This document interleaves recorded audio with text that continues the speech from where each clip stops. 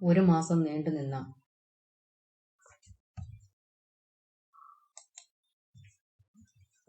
നീണ്ടുനിന്ന ഉദകക്രിയാ കർമ്മങ്ങൾ ചെയ്യുവാനായി എല്ലാവരും ഗംഗാതീരത്ത് കൂടാരങ്ങൾ കെട്ടി താമസമാക്കി. ഒരു ദിവസം അവിടെ മഹർഷിമാരായ വ്യാസൻ, നാരദൻ, ദേവലൻ, കണ്വൻ തുടങ്ങിയവരും അവരുടെ ശിഷ്യഗണങ്ങളും എത്തി. വ്യാകുലനായ യുധിഷ്ഠിരനെ ആശ്വസിപ്പിച്ചു. കുശലപ്രശ്നം ചെയ്ത ശേഷം നാരദനോട് യുധിഷ്ഠിരൻ തന്റെ ദുഃഖങ്ങൾ ഓരോന്നായി പറഞ്ഞു. കുന്തി കർണനെക്കുറിച്ചുള്ള രഹസ്യം കാത്തുസൂക്ഷിച്ച് അവനെ തനിക്ക് കൊല്ലിക്കേണ്ടി വന്നതിലുള്ള ദുഃഖം താങ്ങാനാകുന്നില്ലെന്ന് യുധിഷ്ഠിരൻ കണ്ണുനീരോടെ വിവരിച്ചു. ആ മഹാനായ വില്ലാളി അവസരങ്ങൾ കിട്ടിയിട്ടും തങ്ങളെ യുദ്ധത്തിൽ കൊല്ലാതെ അമ്മയ്ക്ക് കൊടുത്ത വാക്കുപാലിച്ചത് ഓർക്കുമ്പോൾ തന്റെ ഹൃദയം തകർന്നു പോകുമെന്ന് യുധിഷ്ഠിരൻ പറഞ്ഞു. ആ ശൂരനായ വില്ലാളിയെ അർജുനൻ കൊന്നതിന് ശേഷമാണ് അവൻ സഹോദരനാണെന്ന സത്യം കുന്തി വെളിപ്പെടുത്തിയതെന്നും സ്വസഹോദരനെ കൊന്ന ദുഃഖം സഹിക്കാനാവുന്നില്ലെന്നും വിങ്ങിപ്പൊട്ടിക്കൊണ്ട് അവൻ അറിയിച്ചു. അങ്ങനെ ദുഃഖിച്ച് ഓരോന്ന് പറഞ്ഞുകൊണ്ടിരിക്കുന്ന രാജാവിനെ ആശ്വസിപ്പിക്കാനായി കർണന് നേരിട്ട ശാപത്തിന്റെ കഥ നാരദൻ വിവരിച്ചു കൊടുത്തു. അസ്ത്രവിദ്യയിൽ അർജുനൻ തന്നേക്കാൾ മീതെയാണെന്ന് മനസ്സിലാക്കിയ കർണൻ രഹസ്യമായി ദ്രോണനെ കണ്ട് തനിക്കും ബ്രഹ്മാസ്ത്രം ഉപദേശിച്ചു തരണമെന്ന് യാചിച്ചു.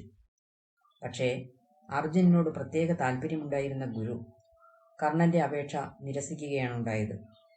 ബ്രഹ്മാസ്ത്രം ബ്രാഹ്മണനും തപസ്വിയായ ക്ഷത്രിയനും മാത്രമേ ഉപദേശിക്കാൻ പാടുള്ളൂ എന്ന് ദ്രോണൻ പറഞ്ഞപ്പോൾ അവൻ നിരാശനായി മടങ്ങി. നേരെ മഹേന്ദ്രാദ്രിയിലേക്കാണ് കർണൻ പോയത്. അവിടെ ചെന്ന് പരശുരാമനെ കണ്ട് താൻ ഭൃഗുവംശത്തിൽ പിറന്ന ബ്രാഹ്മണനാണെന്ന് നുണ പറഞ്ഞ് അവൻ ശിഷ്യത്വം നേടി.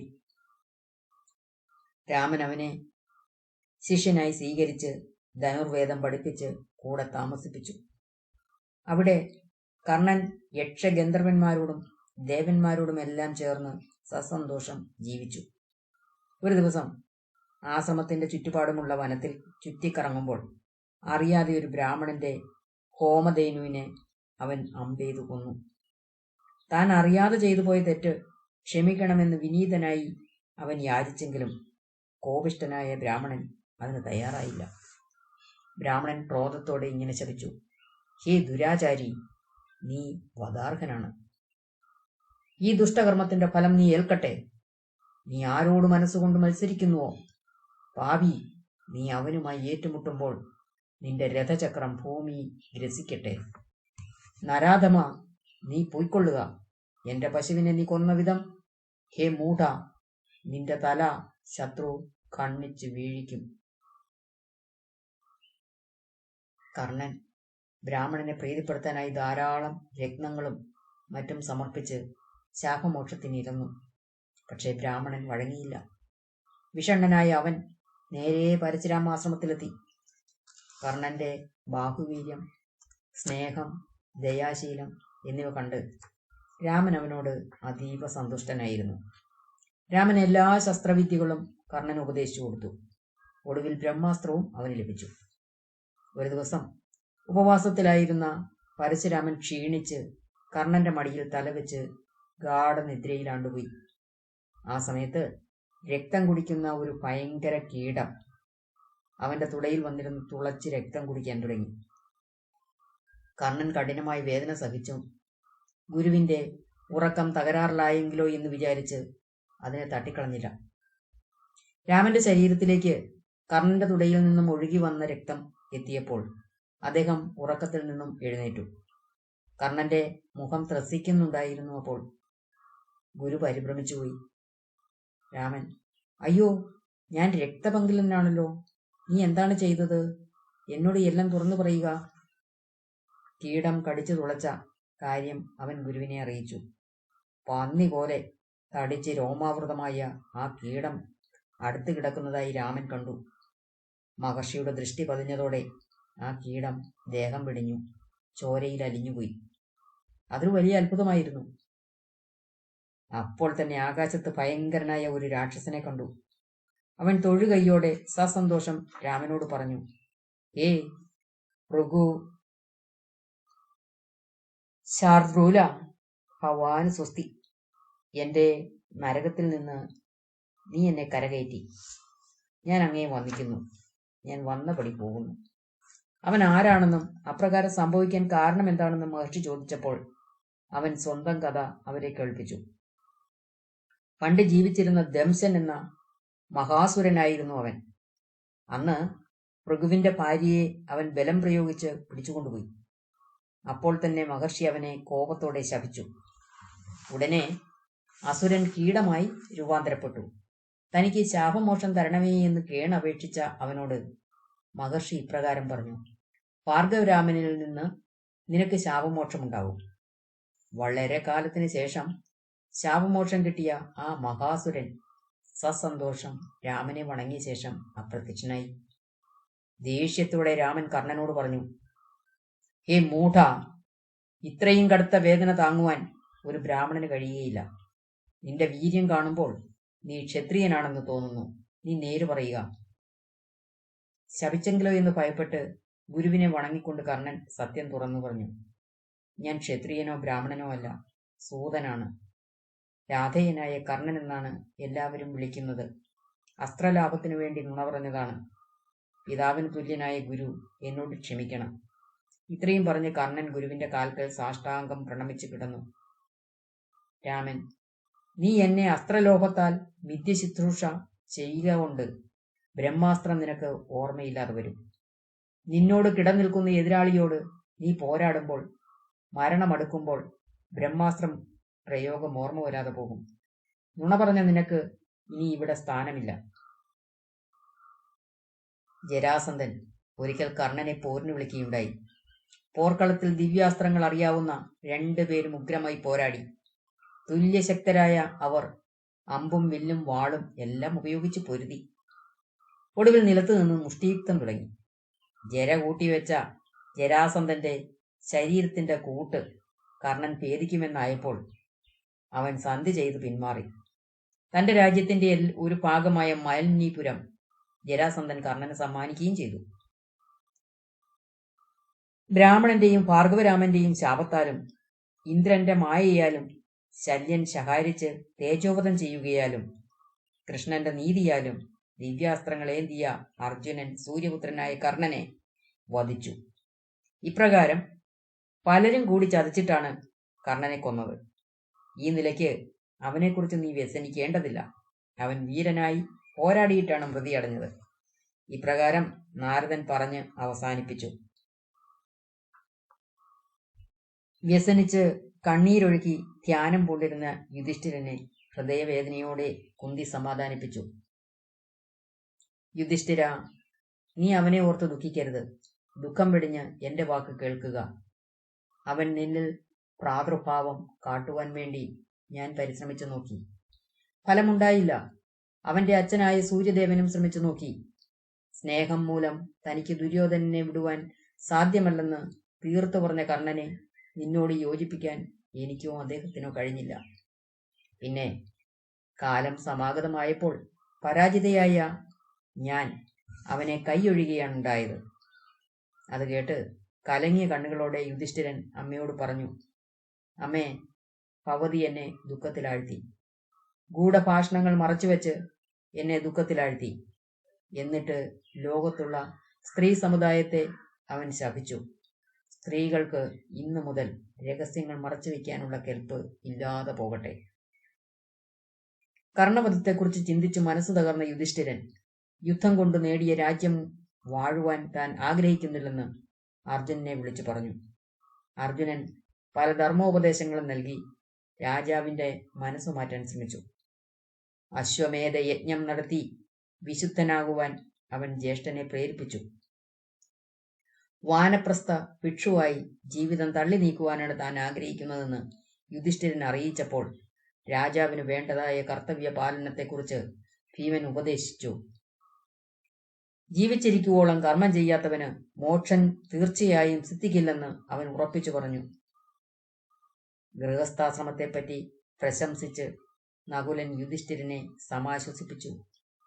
ദുഃഖമെല്ലാം ഉപേക്ഷിച്ച് രാജ്യം ഭരിക്കുവാനായി സഹദേവൻ അദ്ദേഹത്തോട് അപേക്ഷിച്ചു. ദണ്ഡനീതി അനുസരിച്ച് രാജ്യം ഭരിക്കുവാൻ ദ്രൗപദിയും യുധിഷ്ഠിരനെ പ്രേരിപ്പിച്ചു. അശ്വമേധ യജ്ഞം നടത്തിയാൽ എല്ലാ പാപങ്ങളും തീരുമെന്ന് പല പുരാണകഥകളും ഉദ്ധരിച്ചുകൊണ്ട് വ്യാസൻ യുധിഷ്ഠിരനെ ധരിപ്പിച്ചു. കൃഷ്ണൻ പറഞ്ഞു, ഭവാൻ വെറുതെ ദുഃഖിക്കരുത്.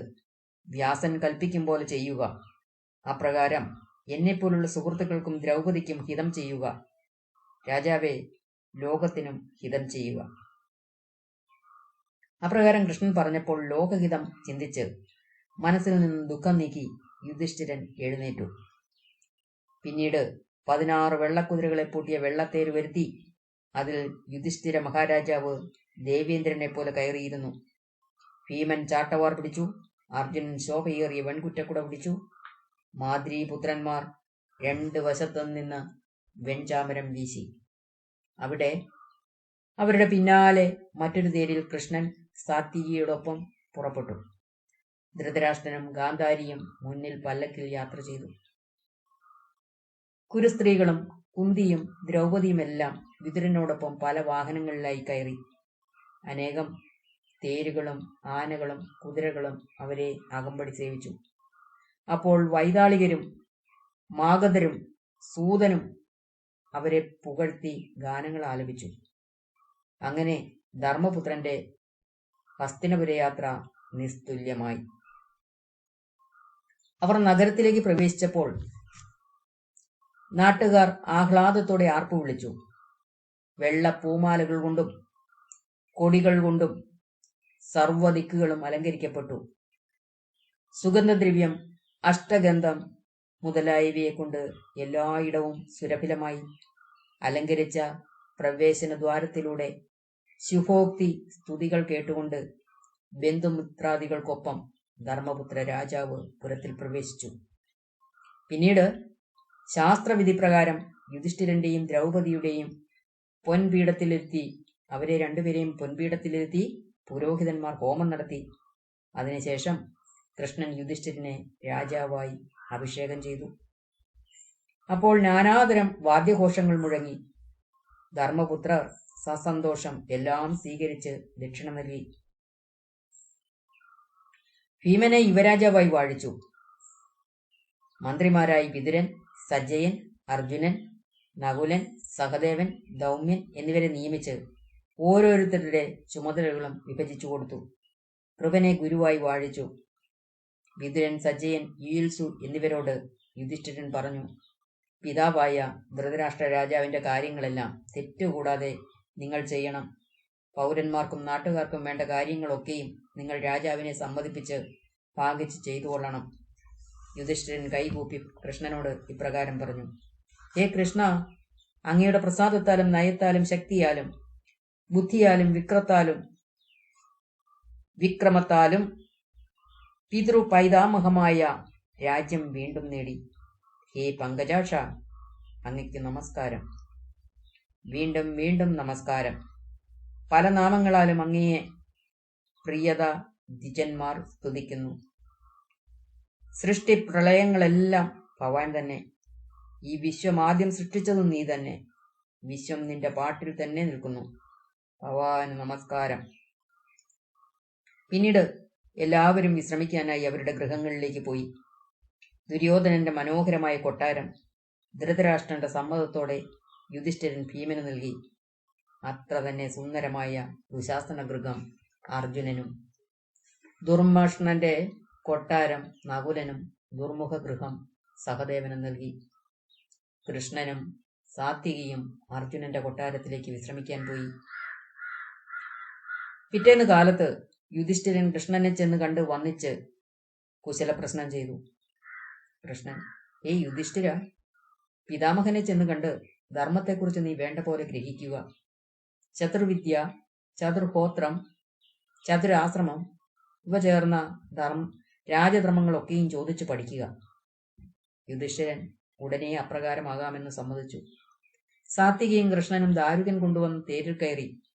മറ്റൊരു തേരിൽ യുധിഷ്ഠിരനും അർജുനനും കയറി. വേറൊന്നിൽ ഭീമനും മാദ്രീപുത്രന്മാരും ഇരുന്നു. വിതുരൻ, യുയുത്സു, സഞ്ജയൻ എന്നിവർ മറ്റൊരു തേരിൽ കയറി പുറപ്പെട്ടു. അതിവേഗം അവർ കുരുക്ഷേത്രത്തിലെത്തി. ക്ഷത്രിയന്മാർ ദേഹത്യാഗം ചെയ്ത ആ സ്ഥലത്ത് ആനകളുടെയും കുതിരകളുടെയും അസ്ഥിപഞ്ജരങ്ങൾ കുന്നുകൂടി കിടന്നിരുന്നു.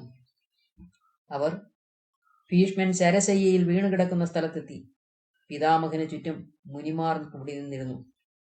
അദ്ദേഹത്തിന്റെ സമീപം ചെന്ന് അവർ കൂപ്പുകൈകളോടെ നിലയുറപ്പിച്ചു. കൃഷ്ണൻ ആദ്യം ഭീഷ്മനോട് കുശലപ്രശ്നം ചെയ്തു. യുധിഷ്ഠിരന് വേണ്ട ഉപദേശങ്ങൾ നൽകി അവനെ ദുഃഖത്തിൽ നിന്ന് വിമുക്തനാക്കാനായി കൃഷ്ണൻ ഭീഷ്മനോട് അപേക്ഷിച്ചു. അപ്രകാരം ഭീഷ്മൻ യുധിഷ്ഠിരന് ദിവസേന ഉപദേശങ്ങൾ നൽകിപ്പോന്നു. ദിവസവും പുലർച്ചയ്ക്ക് അവർ പിതാമഹന് സമീപം എത്തുമായിരുന്നു. രാജാവ് അറിഞ്ഞിരിക്കേണ്ട കാര്യങ്ങളെക്കുറിച്ച് ഭീഷ്മൻ വിശദമായി യുധിഷ്ഠിരനെ ധരിപ്പിച്ചു. ഏതാനും ദിവസങ്ങൾ കൂടി കഴിഞ്ഞ് ഉത്തരായനം തുടങ്ങുമ്പോൾ ഭീഷ്മൻ സ്വർഗലോകം പോകുമെന്ന് അറിയാമായിരുന്നതിനാൽ പിതാമഹന്റെ ഉപദേശങ്ങളെല്ലാം അതിശ്രദ്ധയോടെ രാജാവ് കേട്ടു മനസ്സിലാക്കി.